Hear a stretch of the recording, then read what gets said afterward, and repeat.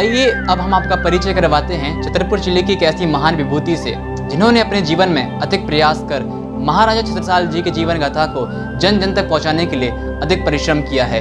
उन्होंने इसी क्रम में सन 2002 से छत्रसाल दर्शन के नाम से पत्रिका का प्रकाशन किया है। परम आदरणीय एवं हमारे प्रेरणा स्रोत श्री योगेंद्र प्रताप सिंह जुदेव।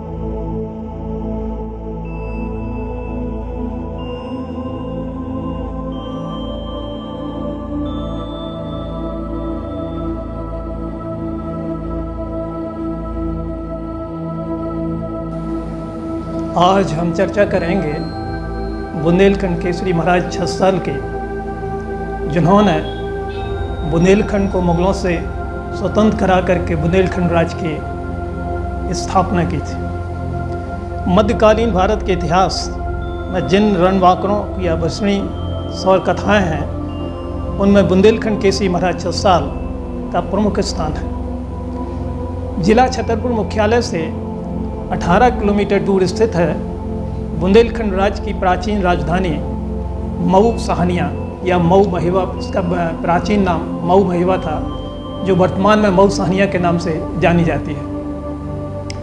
सन 1649 से लेकर के 1731 तक ग्राम मऊ महिवा महाराजा छत्रसाल की कर्मभूमि रही है, जहां महाराज छत्रसाल ने 5 घुड़सवार व 25 पैदल का एक संगठन तैयार कर मुगलों के अत्याचारी शासन के विरुद्ध युद्ध छेड़ करके अपने जीवन काल में 52 युद्ध लड़े थे और हमारे इस बुंदेलखंड राज्य को स्वतंत्र कराया था और बुंदेलखंड राज्य की स्थापना की थी। और इस प्रकार से उन्होंने अपने पिता चंपत राय, महाराजा चंपत राय के स्वप्न को भी पूरा किया था, उनके संकल्प को भी पूरा किया था। छत्रसाल के संबंध में, उनके राज्य के संबंध में, उनकी जो सीमाएं थीं उसके संबंध में ये कहा जाता है, इति जमुना उत नर्मदा इति चंबल उत टौंस, छत्रसाल से लरन की रही न काहू हौस। ये सीमाएं थीं, ये 4 नदियों की जो सीमाएं हैं, इसके बीच ये बुंदेलखंड साम्राज्य स्थापित किया था महाराज छत्रसाल ने। मऊ महिवा, जहाँ पर मनोरम पहाड़ियों के बीच में स्थित है उनकी प्राचीन राजधानी। वहाँ पर गुरैया पहाड़ और फाटा पहाड़ के बीच उन्होंने अपनी राजधानी स्थापित की थी, क्योंकि सुरक्षा की दृष्टि से पहाड़ियों के बीच होने से उनको एक डिफेंस, एक सुरक्षा मिलती थी इन पहाड़ियों से। इस वजह से उन्होंने यहाँ पर अपनी राजधानी स्थापित की। यहाँ की मनोरम पहाड़ियाँ सभी का मन मोह लेती हैं और जब मंद मंद हवाएं यहाँ पर चलती हैं और इन पहाड़ियों से टकरा करके वापस आती हैं, तो उसमें महाराजा छत्रसाल की गौरव गाथा स्पष्ट सुनाई देती है। यहीं पर स्थित है उनके सदगुरु प्राणनाथ जी का मंदिर, जिसको शाकुंडल धाम कहते हैं। तो यहाँ पर उनके उपदेशों की भी ध्वनि इन पहाड़ियों से गुंजायमान होती है। तो आइए चलते हैं हम सबसे पहले सदगुरु प्राणनाथ जी के उस धाम को, जिसको शाकुंडल धाम कहते हैं।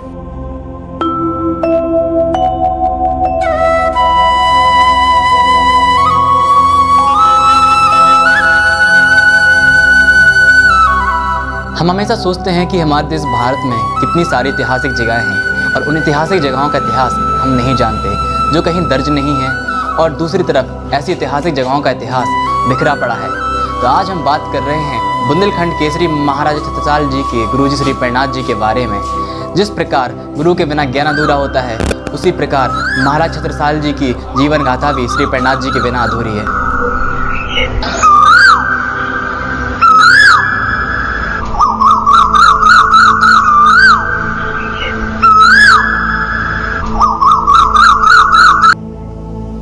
श्री प्राणनाथ निज मूलपति, श्री महराज सुना, तेज कुंवर श्यामा युगल को पल पल करूं प्रणाम।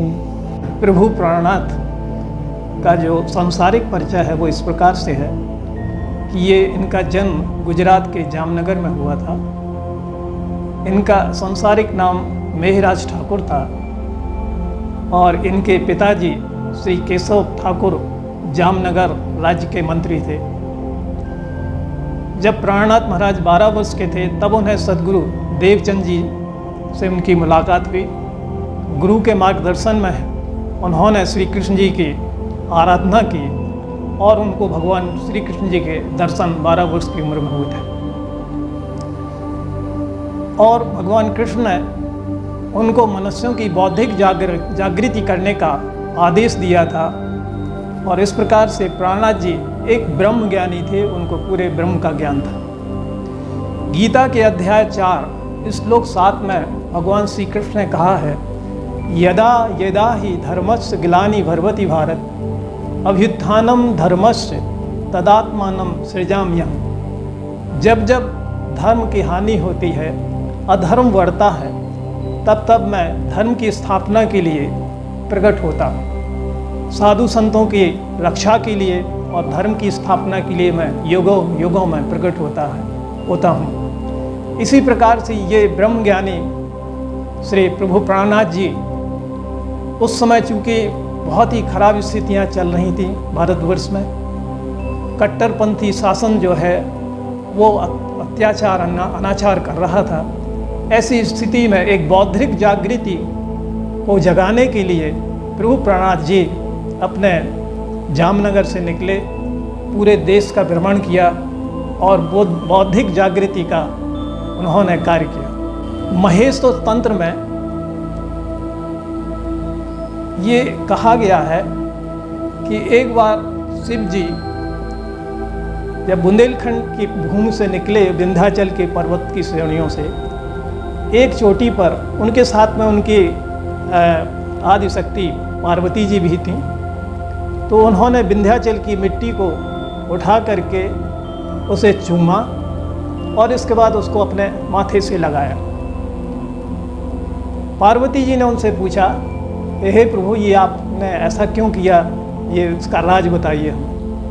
जब उन्होंने पहले तो नहीं बताया, लेकिन जब उन्होंने हट किया तो उन्होंने बताया कि यहाँ पर भगवान कृष्ण की सखी इंद्रावती और शाकुंडल सखी यहाँ पर अवतरित होंगी कलयुग में, और वो अत्याचार और अन्याय को समाप्त करेंगे। तो जो हमारे प्राणनाथ जी हैं वो कृष्ण भगवान की सखी इंद्रावती के अवतार हैं और महाराजा छत्रसाल वो जो है शाकुंडल सखी के अवतार हैं। एक ब्रह्म ज्ञानी थे, ब्रह्म योगी थे, ब्रह्म को जानने वाले थे, दूसरे कर्म योगी थे। जहाँ ज्ञान और कर्म दोनों एक साथ मिल जाते हैं वहाँ निश्चित रूप से ही कल्याणकारी कार्य होते हैं। और इस प्रकार से महाराजा छत्रसाल और प्रभु प्राणनाथ जी एक दूसरे के पूरक थे। जहाँ पर उन्होंने ब्रह्म का ज्ञान दिया, वहीं पर उन्होंने कर्मयोगी के रूप में अत्याचार और अनाचार को महाराज छत्रसाल ने समाप्त किया। ये उसी प्रकार की जोड़ी थी जैसे कृष्ण और अर्जुन की।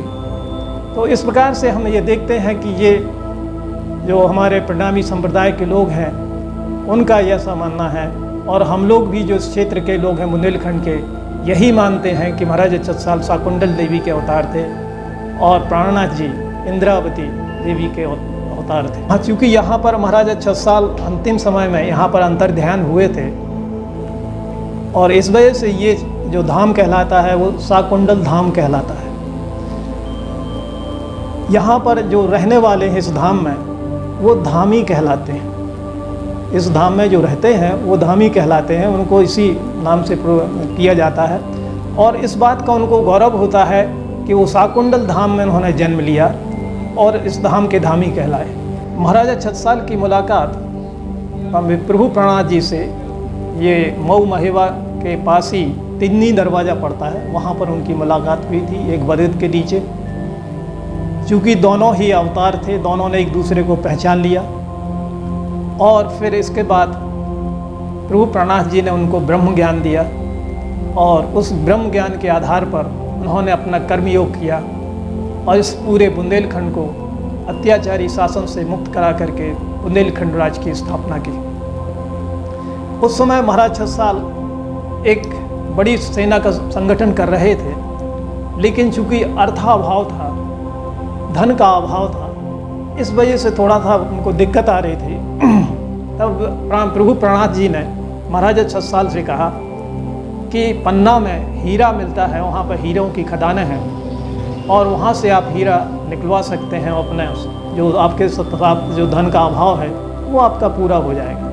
और फिर प्राणनाथ जी उनको वहाँ पन्ना ले गए, वहाँ पर उन्होंने हीरा बताया। उसके बारे में एक कविता है कि छत्ता तोरे राज में धक धक धरती होए, जित जित घोड़ा रुख करे, तित तित हीरा होए। तो इस प्रकार से वहाँ पर उन्होंने हीरा का बताया। उन्होंने 70 मील लंबा और 70 मील चौड़ा एरिया बताया था जहाँ पर हीरा आज भी मिलता है। और इस प्रकार से महाराजा छत्रसाल हीरा खान बादशाह हो गए। फिर उनको कभी भी धन का अभाव नहीं हुआ।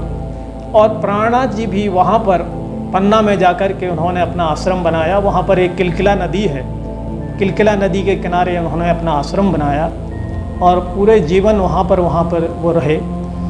और वहीं पर उन्होंने अपना ब्रह्मलीन हुए हैं। इस वजह से यहाँ पर बुंदेलखंड में जो हमारे प्रणामी संप्रदाय के भाई हैं और जो धामी लोग हैं, उनके यहाँ पर 2 धाम हैं। एक जो है वहाँ पर पन्ना में है, वहाँ पर प्राणनाथ जी का मंदिर है। दूसरा ये साकुंडल धाम है, यहाँ पर अपना मऊ महेबा। वो आप जहाँ विराजमान हैं, यहाँ एक मोती बाग के नाम से प्रसिद्ध बगीचा था, जो महाराज छत्रसाल जी संवत 1788 पूस बजी तीज के दिन महाराज छत्रसाल जी अपने भले भाई घोड़े से आकर इसी पेड़ से, मोरसली का पेड़ है जी, इसी पेड़ से आप घोड़े को बांध देते हैं। और जो मंदिर में सेवा सिंहासन है, वहाँ बगीचे अंदर एक चबूतरा था बगीचे में, तो उसी चबूतरा पर आप अपने बागा बस्तर तलवार पाग यहाँ तक कि लंगूट तक उसी चबूतरा पर छोड़ देते हैं और मर शरीर के अदृश्य हो जाते हैं। प्रभु प्राणनाथ जी गंगा जमनी संस्कृति में विश्वास करते थे। उनका मानना था कि सभी धर्म एक ही ईश्वर के पास पहुँचने के रास्ते हैं। उनका सूत्र था सोई खुदा सोई ब्रह्म, सभी धर्म ईश्वर को पाने के रास्ते हैं। उन्होंने एक जगह अपना कहा है कि ब्राह्मण कहें हम उत्तम, मुसलमान कहें हम पाक, 2 मुट्ठी एक ठौर की, एक राख दूजी खाक। तो इस प्रकार से जो उनका जीवन दर्शन है, तो उनका ये मानना था कि सभी धर्म एक ईश्वर की ही आराधना करते हैं, उसी सभी धर्मों के माध्यम से हम ईश्वर को प्राप्त कर सकते हैं। प्रभु प्राणनाथ के ज्ञान को हम 3 तरह से जानते हैं। एक तारतम ज्ञान है, एक महामति ज्ञान है तथा सखी इंद्रावती का ज्ञान कहा जाता है। इसमें उन्होंने अपने दर्शन को बताया है। प्रभु प्राणनाथ सन 1694 में पन्ना में ही ब्रह्मलीन हो गए थे। उन्होंने अपना अभियान का नेतृत्व महाराजा छत्रसाल को सौंपा था और अंतिम समय का जो उनका वचन था, नतीजा पावे सब कोय, सो हुक्म हाथ छत्रसाल का होए। मतलब ये था कि उन्होंने इस अभियान को, जो बौद्धिक जागृति का अभियान चला रहे थे, आध्यात्मिक ज्ञान चला रहे थे, इसका पूरा उन्होंने महाराज छत्रसाल को सौंप दिया था, इस अभियान को, और वहाँ पर वो ब्रह्मलीन हो गए। वर्तमान में पूरी दुनिया में प्राणनाथ जी के लगभग 300 से 350 मंदिर हैं, जो विदेशों में भी स्थित हैं। और इन मंदिरों में प्रभु प्राणनाथ जी का जयकारा लगाया जाता है और उनके साथ ही महाराजा छत्रसाल का जयकारा लगाया जाता है। इस प्रकार से ये एक आध्यात्मिक शक्तियाँ जो अवतरित हुई थी, उनके बारे में थोड़ा सी जानकारी जो मेरे पास थी, मैंने आपको देने का प्रयास किया है।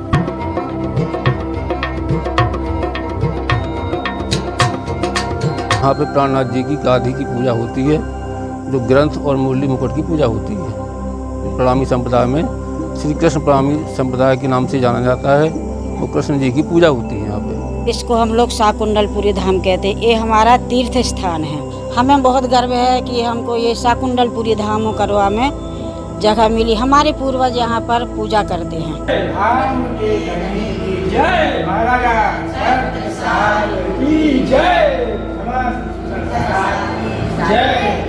प्रभु प्राणनाथ महाराज और महाराजा छत्रसाल की महिमा का बखान करना वैसे ही है जैसे कि सूर्य को दीपक दिखाना।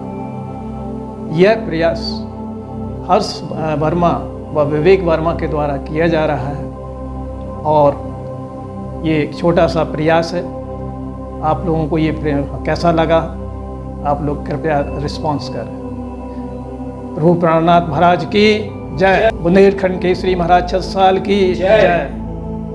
बुंदेलखंड की जय। तो अभी हमने और आपने जाना शाकुंडल धाम में स्थित श्री प्राणनाथ जी मंदिर के बारे में और वहाँ रहने वाले धामी वासियों के बारे में। अब हमारा अगला पड़ाव होगा महाराजा छत्रसाल जी की प्राचीन राजधानी, जो कि फाटा पहाड़ और गौरैया पहाड़ के मध्य स्थित है। तो आइए अब हम लोग चलते हैं महाराजा छत्रसाल जी की प्राचीन नगरी महेवा।